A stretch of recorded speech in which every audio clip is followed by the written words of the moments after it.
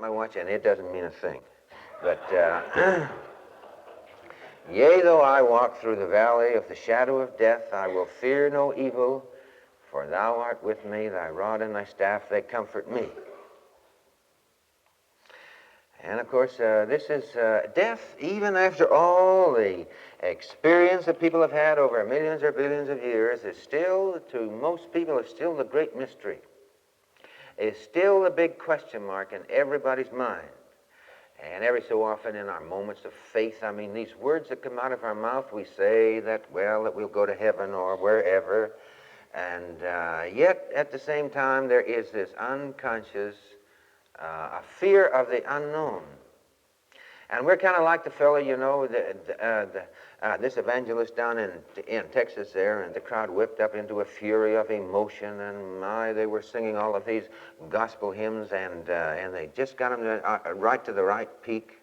And all of a sudden, the evangelist in a white suit leaped up onto the platform, spread his arms, and he said, all you people that want to go to heaven, stand up. Well, man, they just got right up like that, all except a cowboy who was on the front row. And the evangelist looked at him and he said, son, don't you want to go to heaven? He said, no, sir. No, sir. And he says, neither does anybody else here. They're all lying, and I can prove it. Well, he said, if you can prove it, you come up here.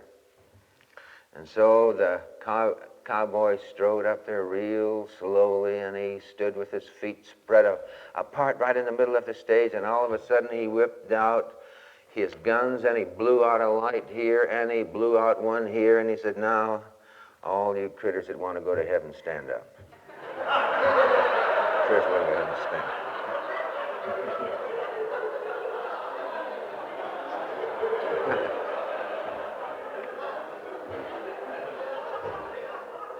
That's just about how most of us, when it gets right down to it.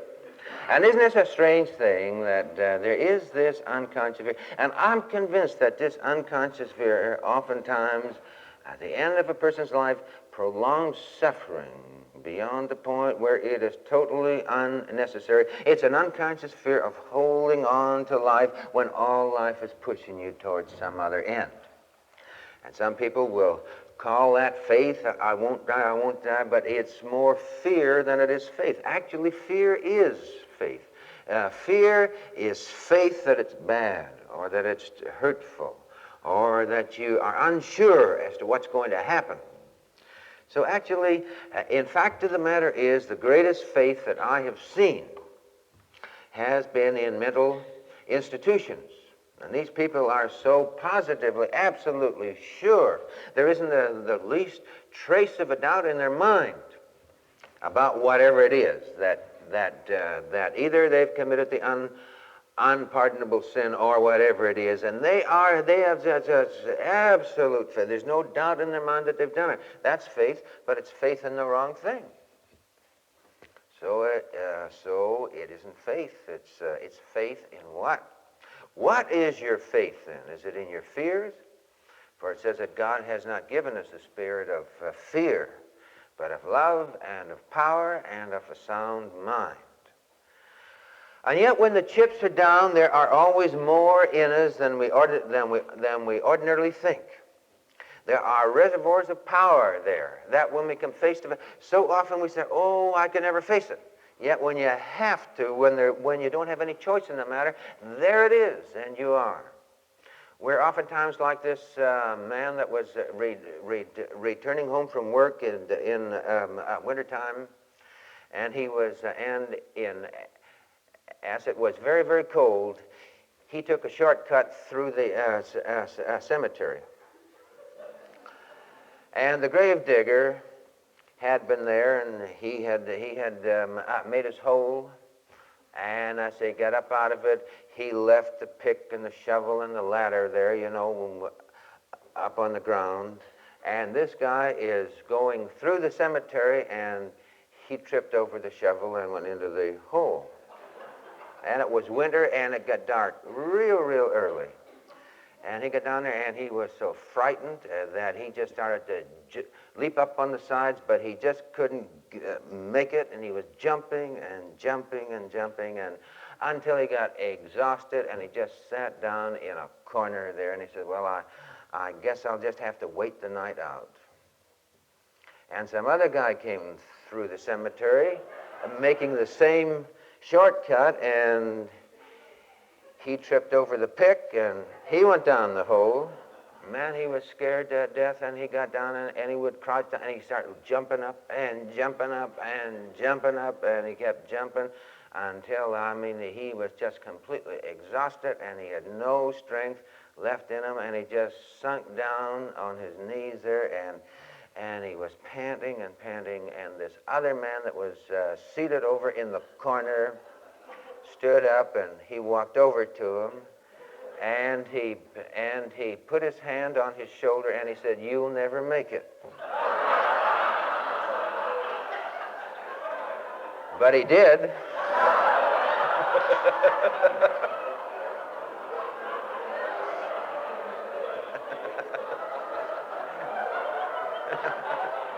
Think that you've had it, just remember there might be a hand on your shoulder which will say, "You'll never make it," and that's just the time that you will make it.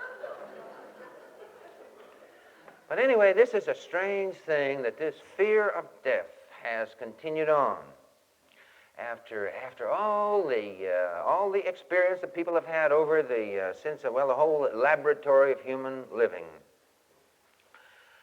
Especially after 2,000 years of the experience of Jesus.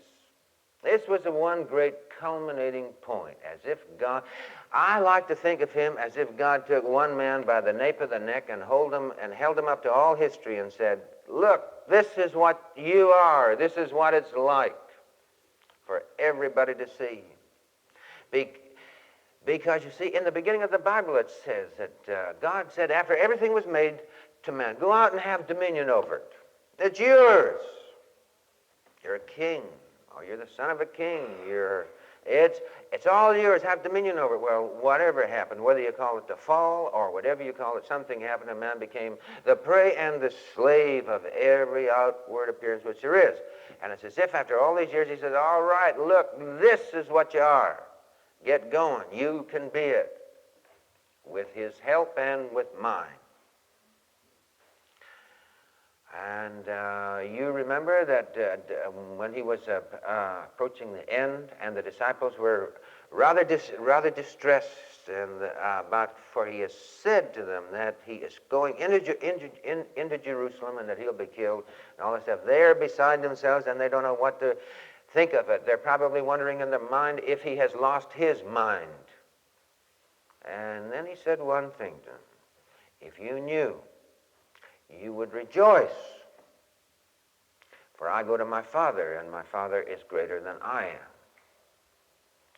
So you have all of these. Then you have all the resurrection appearances of him. And one of the great things about the resurrection appearances of Jesus is that he is the same person after it as he was before it. He is interested in the same people. He's interested in the same things. He devotes his energies and his time to the same kind of activities that he did before the resurrection, before he went through death and was resurrected. And I really don't know where we oftentimes get these ideas that you can live like the devil here in every possible way, and that simply because you drop off this body, that suddenly everything will be sweetness and light, and that you'll have wings.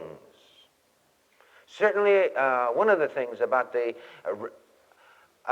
resurrection appearances of Jesus is that you are still you. And oftentimes when people have come to me and they are distraught and they're almost at the end and they are considering suicide, whether they actually mean it, and the whole thing about it is nobody actually knows when they mean it, for there have been times when they have actually done it. But anyway, one of the things that I always say to them is this: what good is it going to do you? You'll still be you. If you're a fearing, constricted, rigid, small, anxious-ridden, depressed personality here, what makes you think that merely by dropping off the body that all of a sudden that you'll be somebody different altogether? I don't see that even in the resurrection appearances of Jesus. And this gives me one of the great stimulus and drives of my life to attune my nature to the things that are expansive and great and wonderful and beautiful and creative and reaching now, so that this becomes the natural air that I breathe. Because seemingly like will be attracted to like. He says those of faith will come from the east and from the west, and they'll sit down at table with Abraham. Faith will be attracted to faith. Love will be attracted to love. It's a matter of the set of the mind. I can remember way back when I first became aware of classical music, and I used to think, boy, that stuff is horrible. I mean, shoot, it hasn't got any beat to it. What in the world do people want to listen to this stuff for? This is awful. And an actual anger would rise up in me, and I'm going to switch over to some other station. But by exposure to it, by growing yearning, this becomes the greatest thing of your life. And you're transported into new regions altogether. So if we associate with him, and we all, beholding the glory of God, are being changed into his likeness.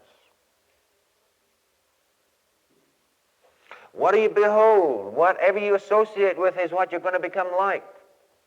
There is a good story, and I forget now if I have told it here, but anyway, it's the difference between heaven and hell. And they say that this man died and got over to the other side. He was being given a cook's tour by Peter, and they went into this big house, and they come up to this room, and there is a sign on the door, and it says hell. So they open it up, and they go in there, and here people are scrawny, and they're starved, and they're cussing at each other, and they're striking each other, and they're starving to death. But the thing about it was that this was the most beautiful room he had ever seen. A great, magnificent chandelier was hanging from the ceiling. The most beautiful paintings and artwork was covered the wall. There was a rug there that you almost sank up to your knees in. And there was a table. There were banquet tables were spread. Roast beef, mandarin duck, everything that you can imagine, the most fantastic lobster. Oh, lots of lobsters, beautiful lobster, all over the table, and steaks that thick, and you could have them well done or medium rare, anything, and you could cut them with a fork and everything. And here these people are all starving to death in the midst of the most beautiful thing that you can imagine. And the man stood there shocked, and he wondered what in the world's the matter, and he looked at the people, and nobody had any elbows. Their arms are just straight. And all of the knives and the forks and the spoons were 3 feet long, and there was only one place you could hold them, and it was right at the end of them. So here they were, and they were jabbing into the duck, and they were trying to get it in their mouth, and they couldn't do it, because they had to hold those things right at the very end. And here they were in the midst of plenty and starving to death and ugly in every possible way. And he shuddered, and they went out. And they walked along the hallway for a while, and they came to a door, and it had the name Heaven on it. They walked in there, by golly, it's the same room. The chandelier, the artwork, the rug, the banquet tables were spread and everything else, and boy, everybody was fat and roly-poly and happy and kissing each other and just cuddling up all the time. Just marvelous. Just great. And the same banquet tables and everything, man, they were just jolly like jelly. And he looked at their arms, and nobody had any elbows either. And all the knives and the forks and the spoons were 3 feet long, and you could only hold them at the end. But you know what? Everybody was feeding. Everybody was just stuffing them in them like geese. Doing like that. So the difference between heaven and hell was a difference in spirit, a difference in attitude of mind, a new spirit. And actually, from all that scientists say, we're in heaven. In a material sense, there is enough food, there's enough everything else, enough, just name it in this world, so that nobody should ever go to bed hungry, so that everybody should be dressed in silk and it's all here. But we need a new spirit. That's one of the things about it. It says, thy name be hallowed, thy kingdom come, and that's fine. Those two things are just great. To contemplate the glory and the greatness of God, to want his kingdom, the manifestation of heaven, to be manifest in all ways. But maybe you have it manifest now, but you need a third thing, and this is the thing that people balk at. Thy will be done. We want my will be done. The thing about Jesus was that he said, he didn't say that God was operating to fulfill his life, to fulfill his will, or to fulfill his words. He says, it is the Father within me that speaketh his words, that doeth his works. That's the difference that makes heaven heaven. And the absence of it is what makes, in heaven is what makes heaven hell.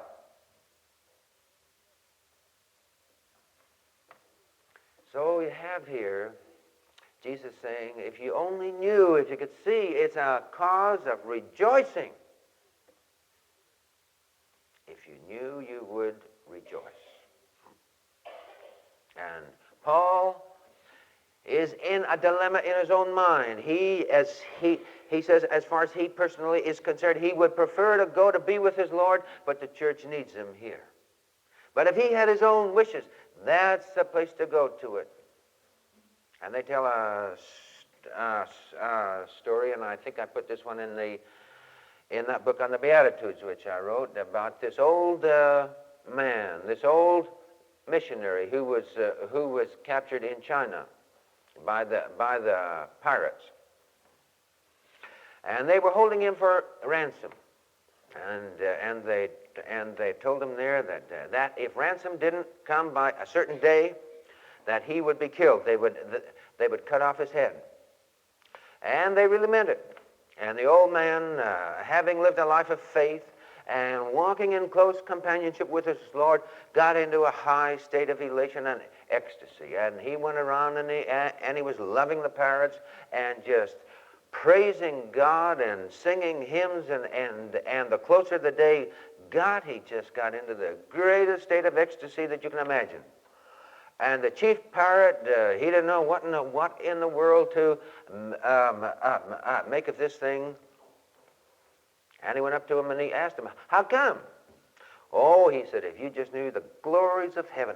He says, you have told me, and this is a great thing, that at a certain day you're going to cut off my head. And you know what? The minute that happens, I'm going to be with my Lord. I'm going to be in heaven. It'd be a great thing. And he said, well, if it's going to make you so happy, we ain't going to do it.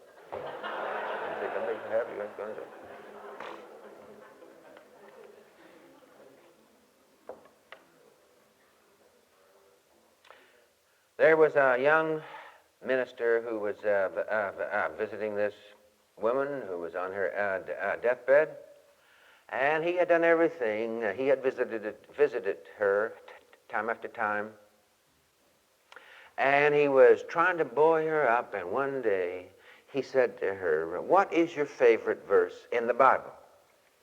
And she thought for a moment, and she said, yea, though I walk through the valley of the shadow of death, I will fear no evil. And this was the last verse in the Bible he would have picked. He was young and full with vigor, life is ahead of him.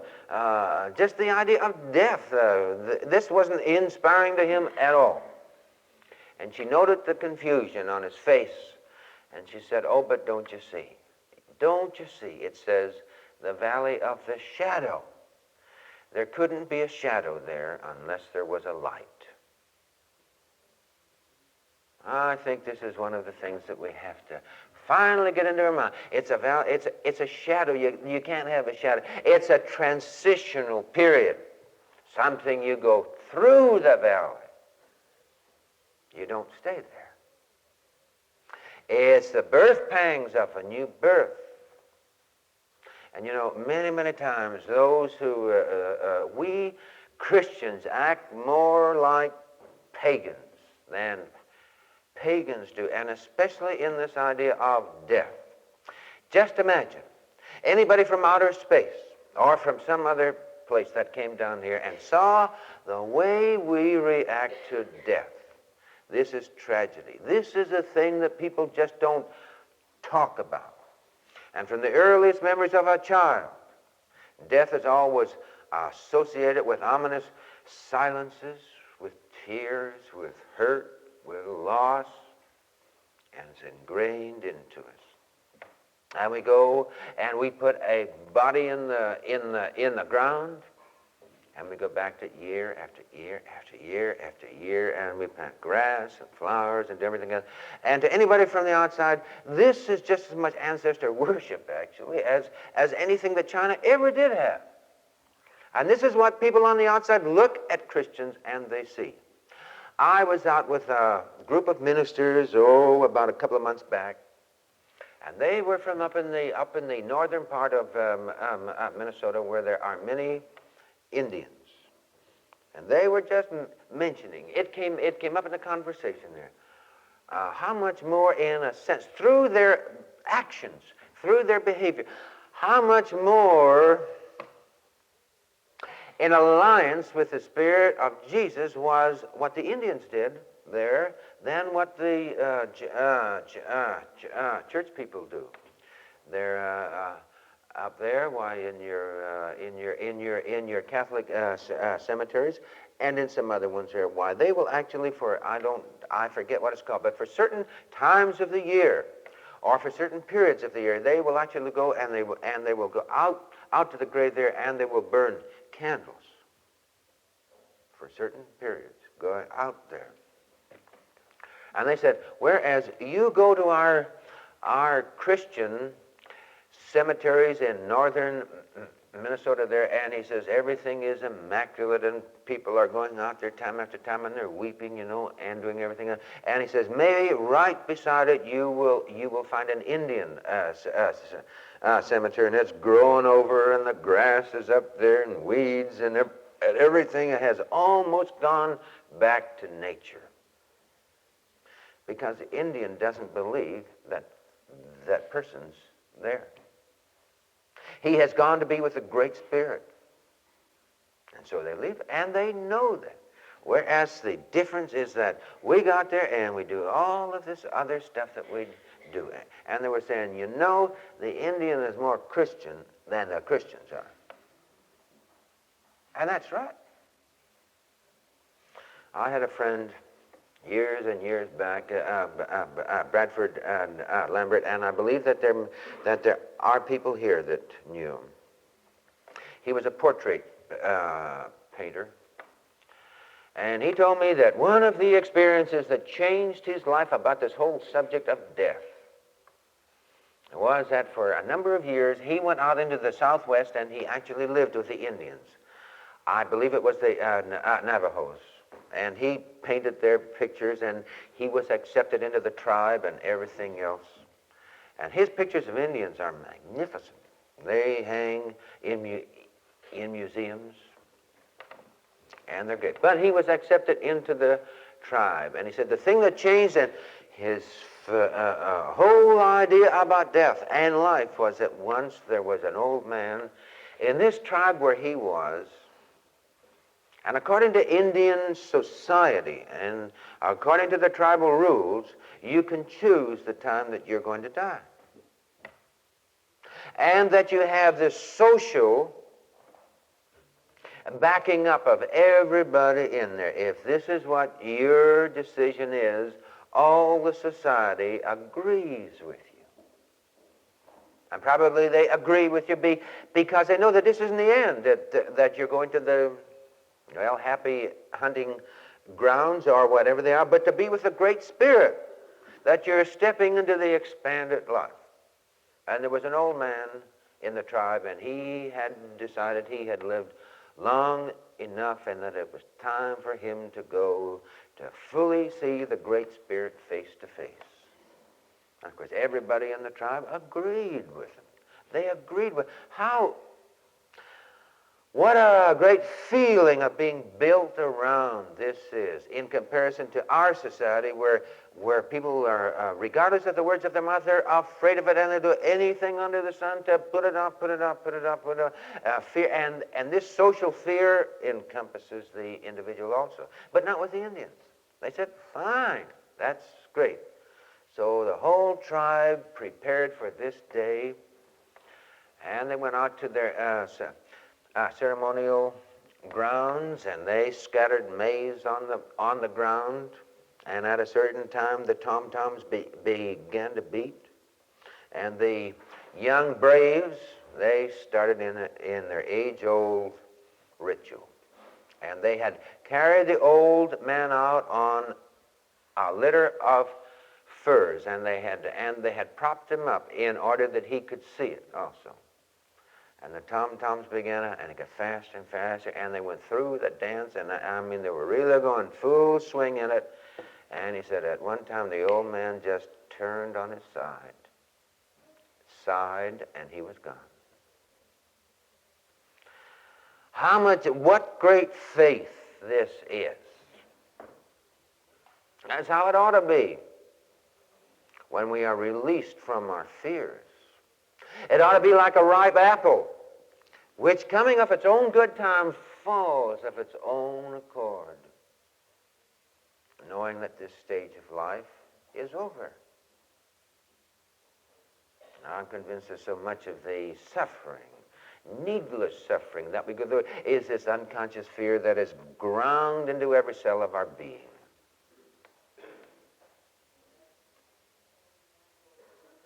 Wonder if we really believe. And though, that man, in spite of all that we do, mankind has never accepted death. If the Pavlovian theory of psychology were true, that if an incident is repeated often enough that you become used to it and that it becomes normal, we should have accepted death a long time ago, as well as ugliness, as well as war, and as well as disease and brutality. Certainly there's been enough of this in this world since the year 1 that we should have become used to it. What is this thing? This image of God that is within us, this kingdom of heaven, the way that we're built, that says even though it's there, it shouldn't be there. Even though I can't do anything about it, I don't accept it, I don't like it. There's a new way. And you can go back into primitive tribes from as far back as there's any records whatsoever. Drawings on the walls of caves that go back so far that nobody knows where they began. And you find there are pictures that are drawn on walls, and even in primitive tribes today, when an individual dies, when they're about to die, they'll cut a hole in the roof of their hut, their hovel, or their kraal, or whatever it is, in order that the spirit make it out. Now, who in the world ever taught them that? This untaughtness, this instinctive knowing is something beyond. Don't think that intuition and instinct is just as this feeling, that it isn't intelligence. It is intelligence, it's wisdom.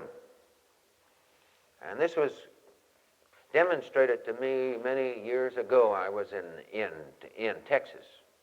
Well, I was born in the city, and I've been reared in the city, and I've lived in the city, and I will imagine that when I die, I'll die in the city, but I don't know where. But anyway, being out on a ranch, there were just many, many things there which I didn't know anything about. And it was calving time.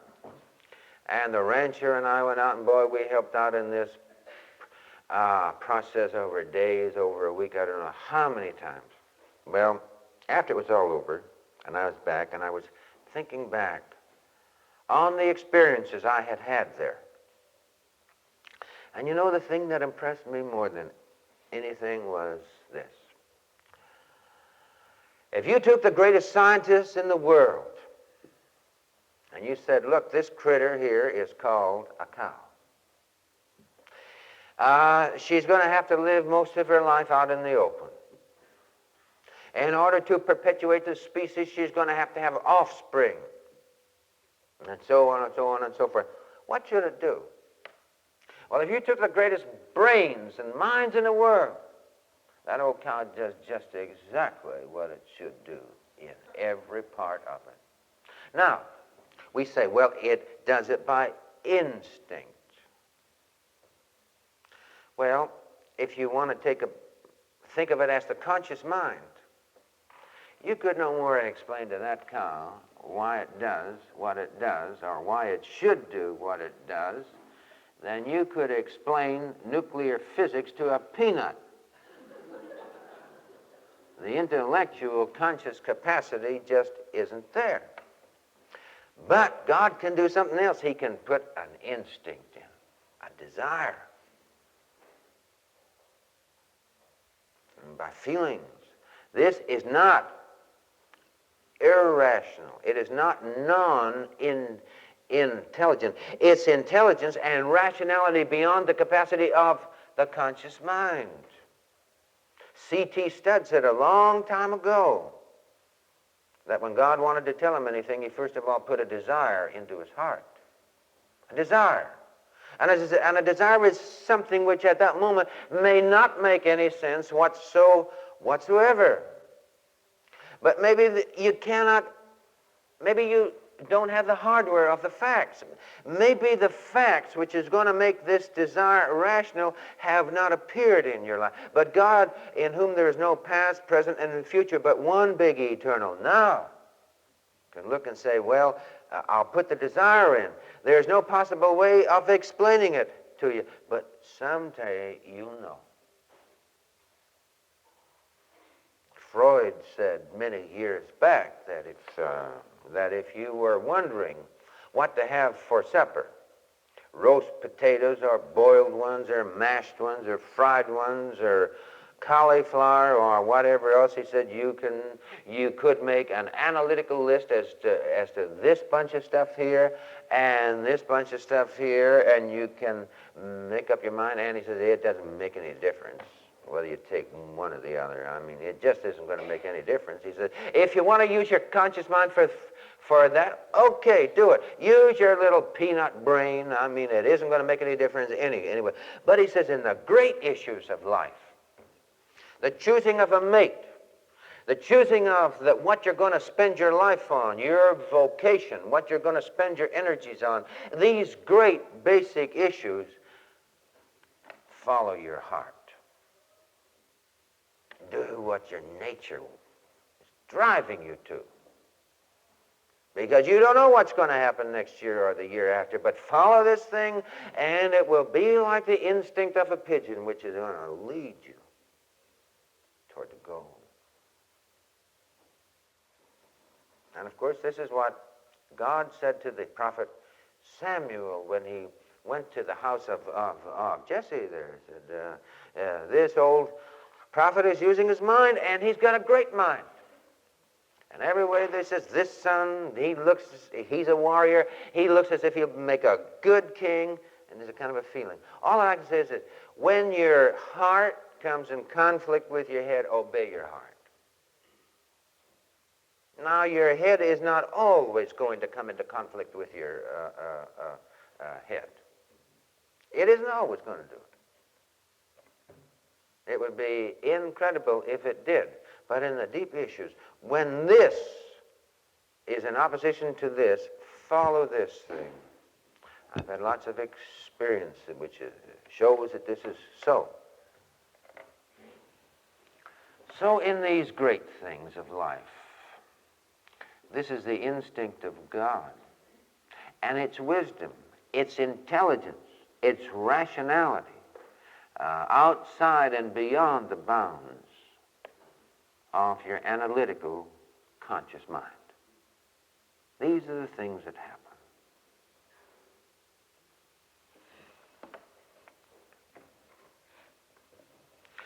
I've got a friend,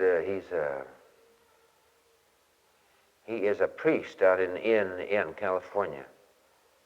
And this man is he's got a brilliant mind. He's got a brilliant analytical mind.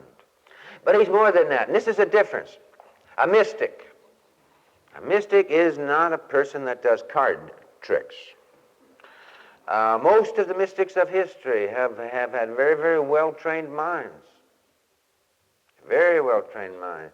The difference is that they didn't limit themselves by their conscious mind. There was always a more, an open window to moreness, which was there. Besides, they weren't going to be limited by the boundaries of the present-day knowledge, which anyway is constantly changing.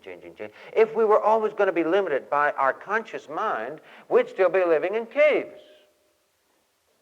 Because then we would be analyzing the facts that we had. But what is this something, whether it's in scientists or whether it's in artists or whether it's in anything else, that cannot be satisfied with where we are, but always reaching out. We'll never be satisfied where we're reaching out for more.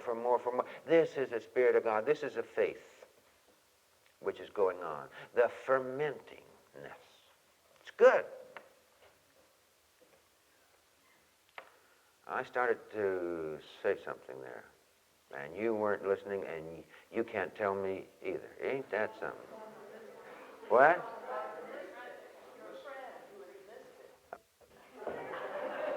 Ain't that something? One woman was listening. Thank you, Father. But anyway, once he was up at the altar, he's an Episcopalian priest, and every so often these things will just happen to him. And suddenly, he said he saw the whole lot. I mean saw. This guy really sees on the outside. I had never seen anything, but I have tremendous feelings. And feelings are a seeing, but they're a different kind of a seeing. But he is evidently able to see forms and so on with his outer, and he's been able to prove these things too. I mean, he has been able to say a thing has happened in a certain place, and you go and you check on it, and it's so. But he says he was at the altar this day, and he says suddenly the whole altar was filled with the heavenly host. You know, there's such a thin veil here that separates us. You say, why can't we see him? Well, they say that the human eye is sensitive to light rays from 0.3 of a micron to 0.7. All right, under great stress, under great prayer, under a crisis, or whatever, what will you see if that expense is stretched? What are you going to see? We are constantly using and making use of light rays on either end, from ultraviolet to infrared and everything. We're using them in our machines all the time. There are orchestras playing in this room. There are people dancing in this room. There's everything else, and I'm not nuts. And if you want to prove it, you can take a television set and you can put it in this room and you can turn it on. And all that the television set is a sensitive enough instrument to make use or to make visible light rays or rays of some sort that my eyes are not sensitive to now. But it's here, and the television set wouldn't be able to show it to you on the screen unless it were right in this room now. So when you say you're surrounded with the heavenly host. But this priest also said that one of the most remarkable experiences that he had was that once he was in this church, I mean, he was in the pews. He wasn't up serving at the altar. He says, suddenly this thing came over him once more, and he saw walking up the center aisle of the church choir boys, 2 by 2, walking up the aisle toward the altar. And they were each carrying a candle with them. And he said he stood there, or he sat there, completely entranced with this thing happening. And he was seated right by the aisle. And as they came to the end of this procession, which was going up the aisle, there was one boy there, and he was walking past with his candle, only his candle was out. And everybody else's candle was lit. And as he passed by this priest, the little boy turned to the priest and he said, please tell my mother to stop crying over me. She has put out my candle. I think this grief that we have oftentimes holds those who have gone on, earthbound, instead of releasing them. Do we think for one moment, really, that those who have gone on, that they are, gone, or whatever it is? Is love gone simply because you drop off this body? Of course not. Why do you think it says, and this is a reference in, I forget the chapter of 1 Corinthians, where Paul is speaking of death, and he says there are earthly bodies and there are heavenly bodies, and so on and so. But somewhere in there, I forget the exact reference, he says, and he goes through all this argument, and he says, if this is not so, then why do we pray for the dead? What is prayer? It's lifting a person. Real prayer is lifting this person into the very presence of the allness, of the greatness, of the goodness of the life. Starr Daily says that he's positive that the reason that he had the experience that he had in prison was that his father, who had prayed for him all during his life, that his prayers were multiplied by infinity when he got to the other side. If this is so there, what makes us think that our love, that our prayers do not get through to the other side also? I don't see any logical reason why not. Haven't you ever had the feeling of someone that you have loved, that someone that you've been very close to time after time, that they're near you? I mean, there are times when I turn around to see who is there, and I know who it is, even though I've never seen anything with my outer eyes. It's there. And as the time is about over, I could go on and on and on with this. There's so much more to say, but one of the great personal experiences that I have had in death is when my daughter died. And I was there. And I remember that, this went over quite a period of time. I don't know, since August, and she died in February. And she would get a little better, and she'd get worse, and get better and worse, and all that. But she was never really well, and she had always been so filled with so much life and joy. And this wasn't living, and it wasn't dying either. And I don't know what the time was, but within the month or within a couple of weeks before she died, I said to Marion, I said, this just is not right. We both want her well, and frankly, I'm at the point now where I don't care whether it's on this side or whether it's on the other. So let's get down and just give her completely into God's hands. Well, it was really a short time, and it was only a short time after that when she took a dramatic turn for the worse. And we had a hospital bed in that room there, and she was propped up in it. And I remember I walked in there, I don't know, it was a day or a couple of days or whatever it was before she died, and all of a sudden anger just started in my toes and went right through burst all through my body. And when I got mad, I really get mad. And I really told God, I said, she has to die, why not? Devil does, why can't she just sleep off? And then, as has happened to me a number of times in my life, it's as if thoughts just sort of pound into my body from every direction, and I'm shown something. I get given an experience. And it was this. If you could consider the society of children in the womb, I mean, it's a pretty perfect life.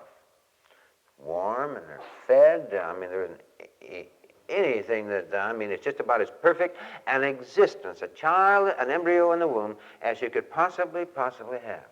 But it isn't perfect either. For this child has got eyes, or grows eyes, but there isn't anything to see. There are ears, and outside of maybe loud sounds, they don't mean much.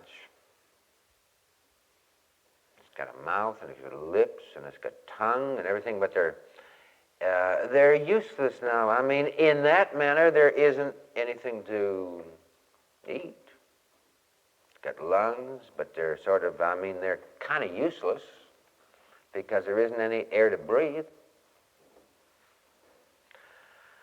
And it's got arms and it's got legs, but there's no place to go. Not very much, anyway.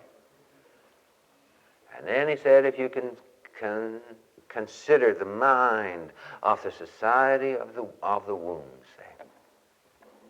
and poor Joe dies. As far as they're concerned, he dies. On that side, it's death. Where we are now, this is birth. And lo and behold, it's the fulfillment of everything physical. The lips and the eyes and the ears and the mouth and the tongue and the air in the lungs. There's speaking, there's hearing, there's seeing. There's a growth of the bones, there's the arms and the legs, and in comparison to that perfect world, or seemingly perfect world, which it would have, it has infinity to roam the whole earth. The time will come. Now, he said, you are here, and you're growing another kind of a body also. There are desires. There are demands of our nature, whether it's about death or whether it's about life or whether it's about fulfillment or wholeness or whatever else it is. Well, our nature demands things. We see things with our emotions and with the instinct and the intuition of them that we demand. These are the rudimentary elements of a new body. They are the lungs and the eyes and the ears and the lips and the arms of the legs of what Paul says there are bodies which are earthly and there are bodies that are heavenly. You take a seed and you drop it into the ground, a little round hunk of, I don't know, it looks like nothing, and a big stalk of wheat or a tree or a bush grows. It's a body. It doesn't look like the body which was sown. Paul said, you're sown in corruption, you rise in incorruption. A body of some sort, anyway. I've often wondered what kind of a body Jesus had after that. These people that followed him weren't any nuts. There was businessmen in that group. It says he appeared to 500 of them, but it's a peculiar kind of a body. He can go and eat fish. He can go with the two men on the road to Emmaus, and he can sit down at the table with them. And it says, in the breaking of bread, he was made known unto them. So he was eating bread. So this part, yet it's a peculiar kind of a body which can come and go. They lock themselves in that upper room, and all of a sudden he's right in the midst of it, and he breathes on them peace. So it's a body that apparently fulfills all the conditions of this life and all the conditions of some other life. So he said, in the dying in the womb, what they call dying, there are what we call labor pains, labor pangs, a little struggle. And he says many times there has to be a little struggle now in order to be born into the expanded life. Now, the thing why I know this was so is that these were thoughts and all this stuff which I'd never dreamed, which as far as I know now, I had never thought of in my own mind. Hadn't dreamed of them. And the other thing, there's this thing that says, and the peace that passes all understanding. Peace that doesn't make any human sense. Because one moment you're filled with anger and you want to tear things apart. And all of a sudden an experience happens. And there's perfect peace. Perfect peace that is a confusing peace to the conscious mind. Because even though you're experiencing it, your mind is saying, this doesn't make any sense. It's a peace of God that passes all understanding. It is a shadow. And you go through it. And thou art with me. Heavenly Father, thank you for this evening, and just bless us all. And take away from each one, O great physician, right now, any fear of death, in order that they can live now with freedom and with abandon and with power, without there being any unconscious shadow of something binding them and holding them back. Fill them with your spirit and with your mind and with your power and with your will right now. Release them into the childlike joy of great eternal living now. Heaven here on earth.